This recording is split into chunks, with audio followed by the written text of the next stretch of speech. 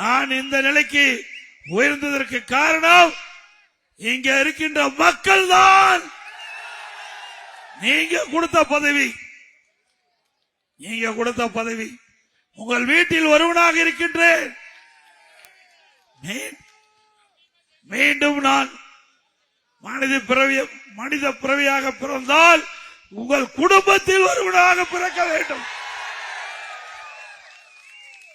இவ்வளவு பெரிய பதவியை யாரும் கொடுத்தது கிடையாது. ஒரு நாட்டினுடைய முதலமைச்சர், கட்சியினுடைய பொதுச் செயலாளர், 2 அடையாளத்தையும் கொடுத்தவர்கள் இங்கே குழுமி இருக்கின்ற நம்முடைய பெரியோர்கள், தாய்மார்கள், இளைஞர்கள் அத்தனை மக்களுக்கும் பாதம் தொட்டு பணிந்து வணங்குகின்றேன்.